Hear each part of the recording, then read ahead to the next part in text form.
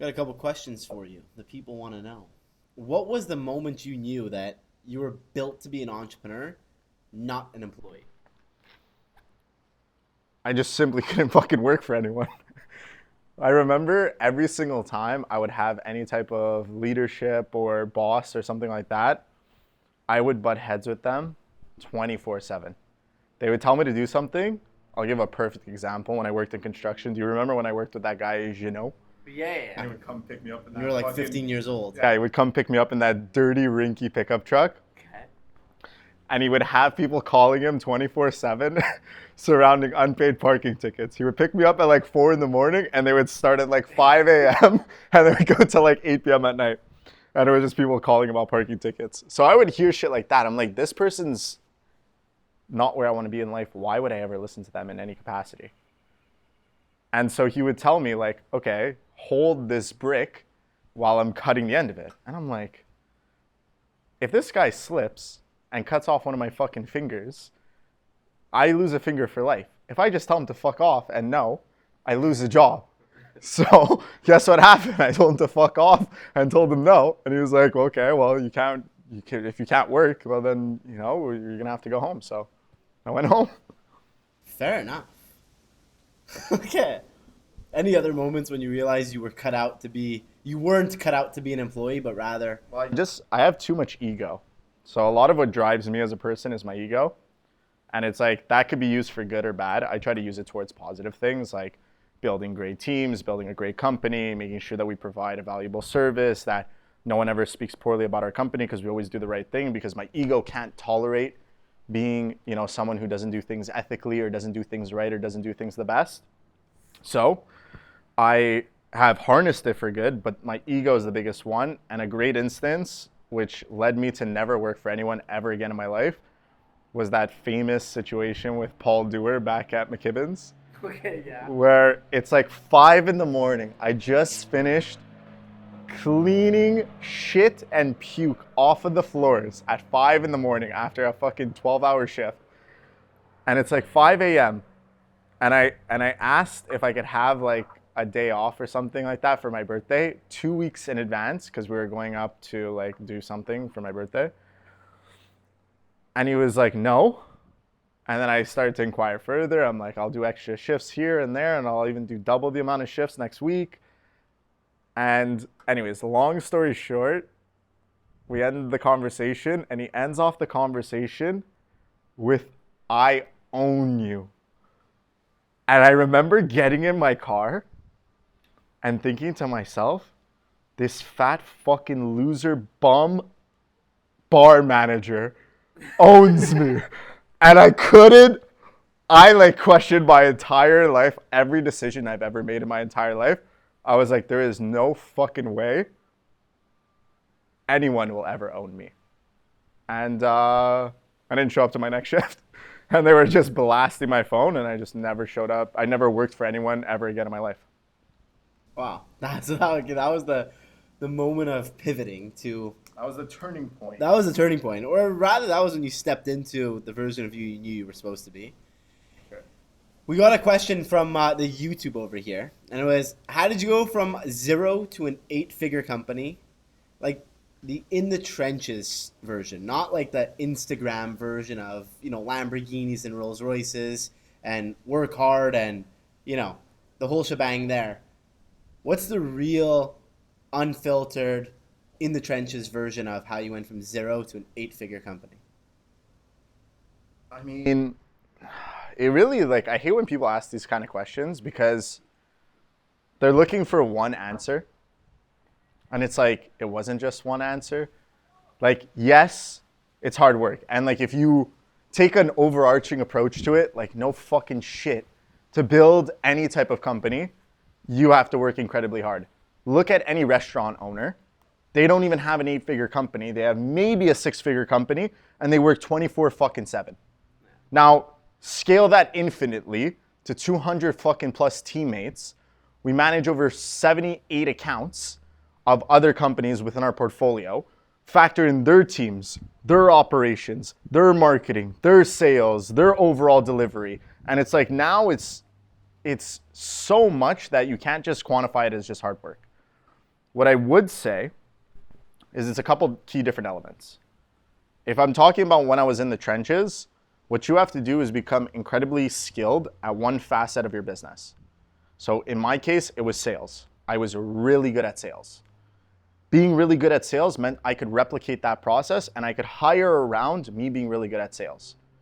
I only stopped taking sales calls for new portfolio companies, a year and a half ago? A year ago? We've been in business for 7 years. So I took all of the sales calls up until Wade started to finally take over all of the sales calls a year ago. So we built the business surrounding my skill set of sales, where I hired for individuals that were better than me in some proficiencies. So when it came to operations, we had Scott. When it came to, overall marketing, when it came to customer fulfillment, when it came to appointment setting, when it came to finance, when it came to overall business development, we just hired for people in those roles who had a higher expertise than myself, but I knew were competent because of the base characteristics that I shared myself in order to be incredibly proficient in this one role. So if you're really good at something, it's like you're in hiring. Like you're the HR division of our company. You can tell when someone has it. Yeah, right away. And it's the same principle for every other role that you're going to be hiring subsequently in your business, where you have an individual, you know that you perform at the highest level because of these 4 characteristics, let's say.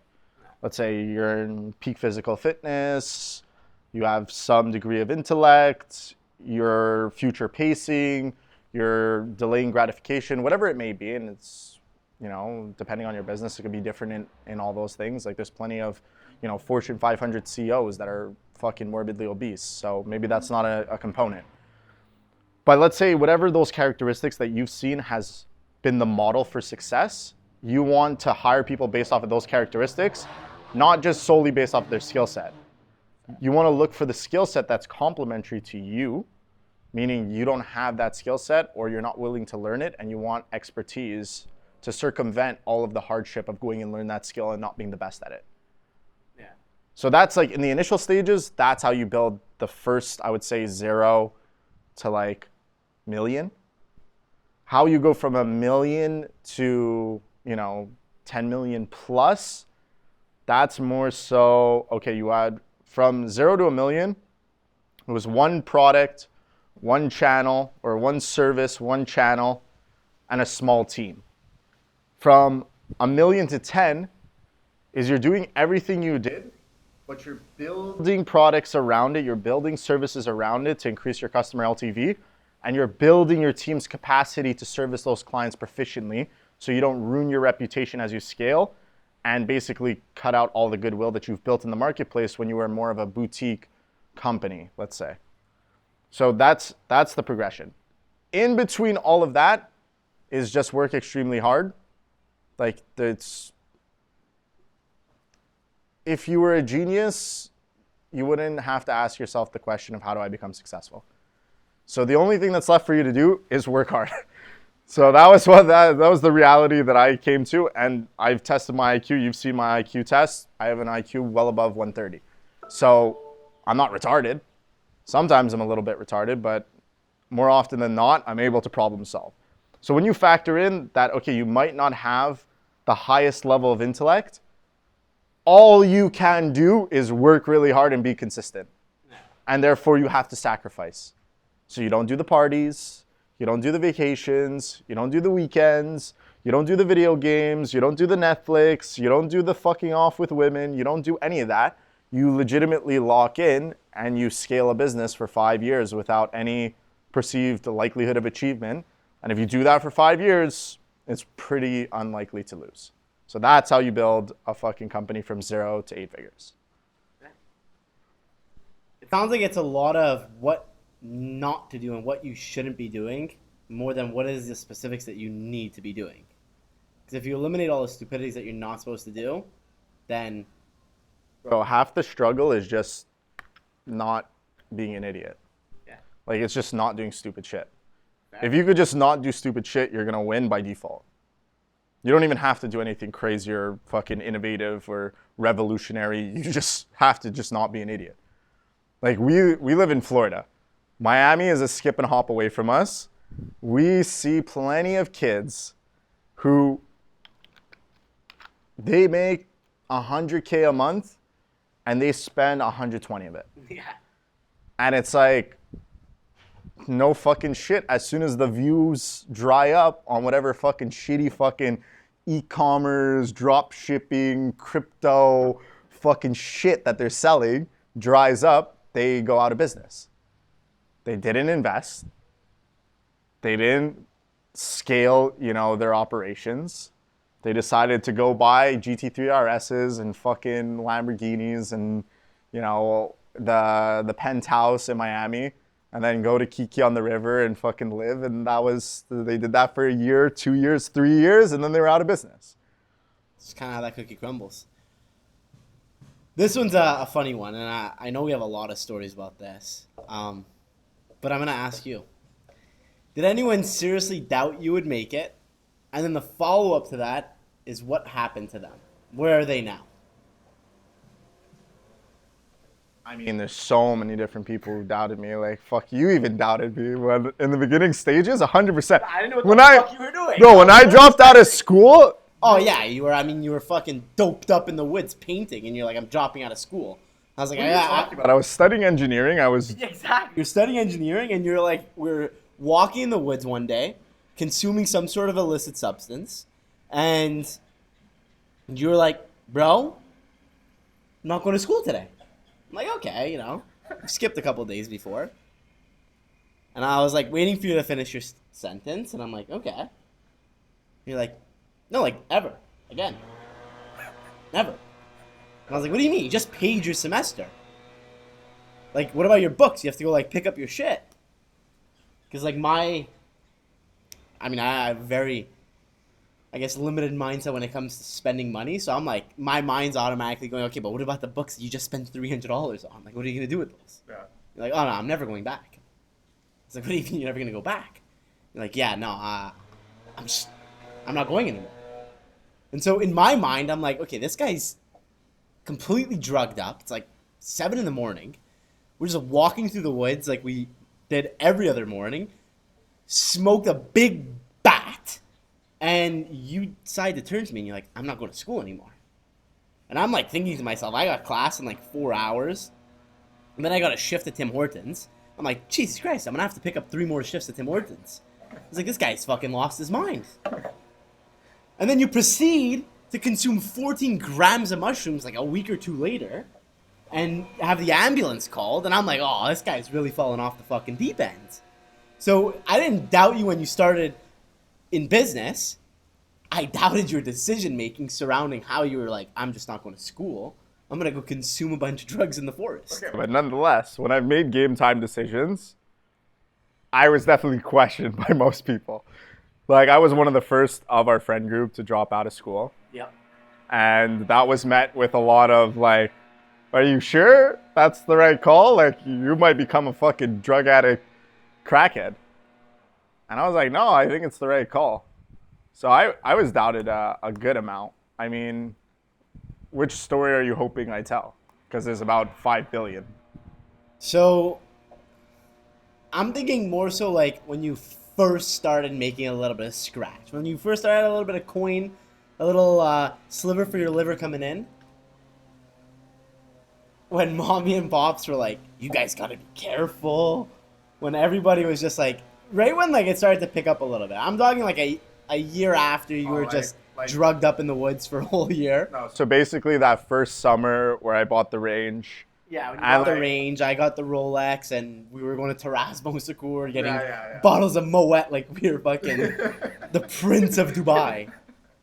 Yeah, so everyone just thought I was either a drug dealer or some sort of scammer. So that was, and it was like, it was so early in the online education space, and it was so early in like having remote operations that when we said at the time we owned a sales agency, and this is 7 years back, when we said, oh yeah, we did high ticket sales. I fucking hate that terminology. Oh my God.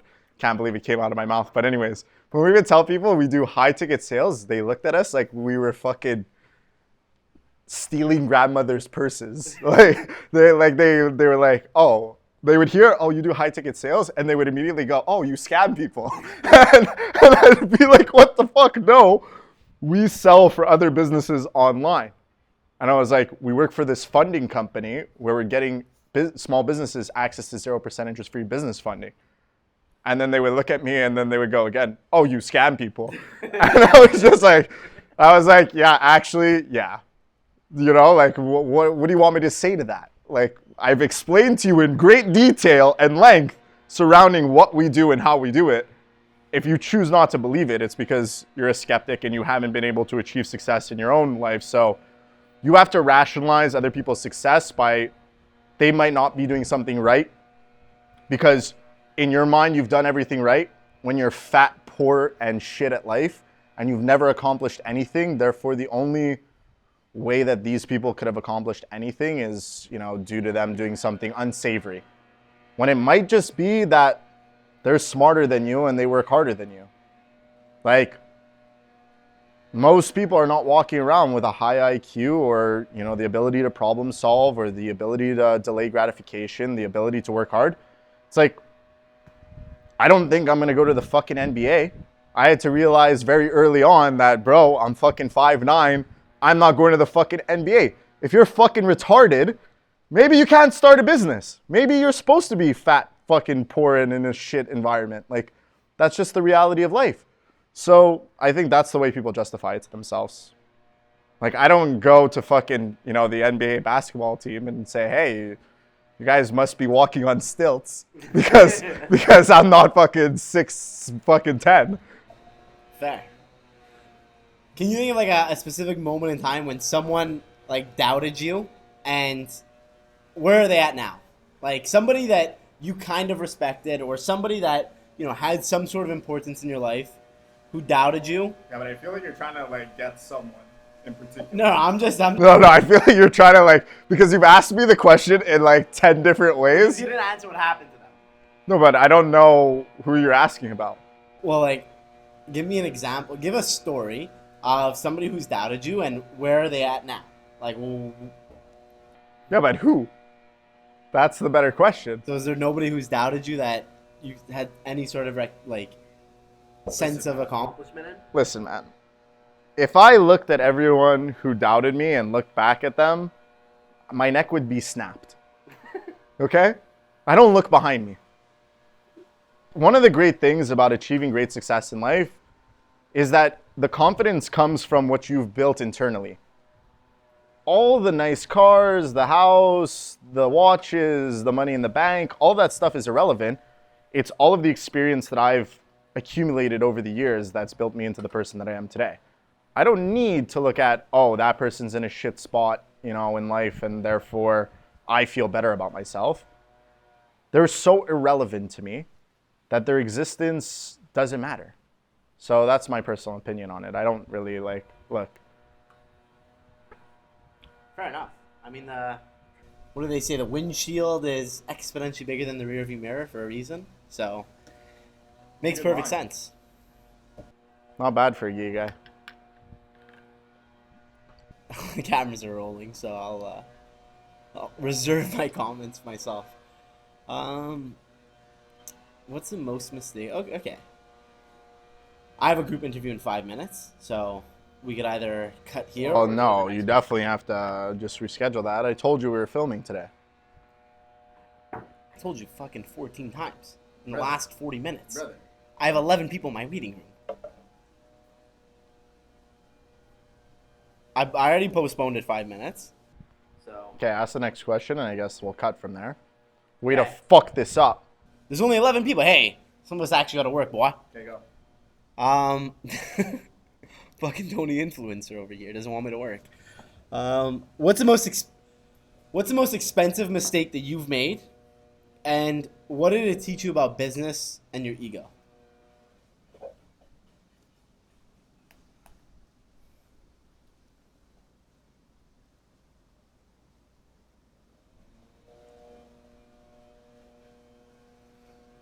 I've made a lot of expensive mistakes. I don't quantify the gravity of the mistake by the dollar figure associated with it. Because by that definition, Dan Fleischman scamming me out of 100K in one shot, that would be considered, okay, that like direct like fuck up and direct loss of funds, that would be quantified as like direct loss of funds. By the way, Dan Fleischman, fuck you, you fucking faggot. Anywho. Scammer fuck. That would be like direct. Gore looking ass motherfucker. Yeah, I don't know how that guy even speaks to people. He's like an alien. Anywho, I digress. That would be like quantified as like the number one, like direct. I trusted some guy who I perceived as like a reputable individual in the space. He was going to provide me with a good service. He didn't do that. I lost 100K one shot.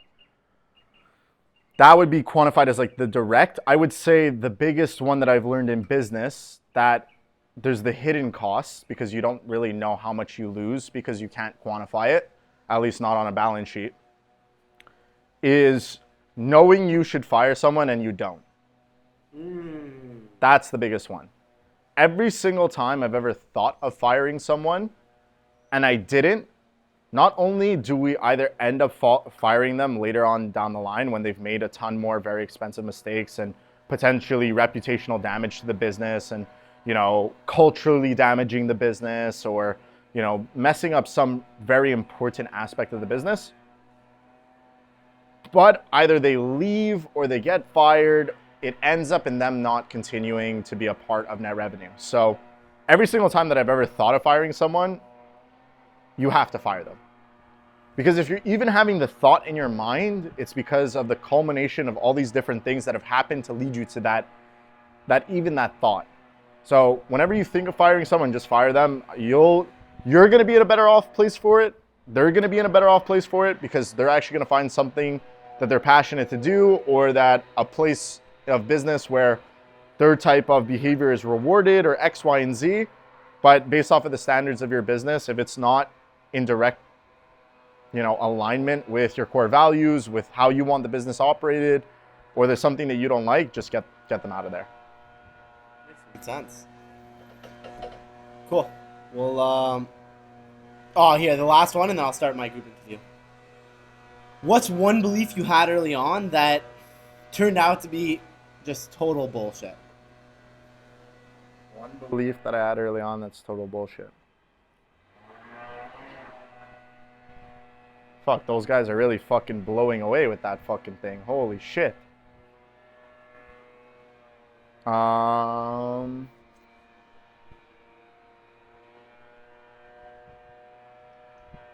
don't know if I have a good answer to that question. Cool. Think on it. I'll ask you in the car. Fair enough.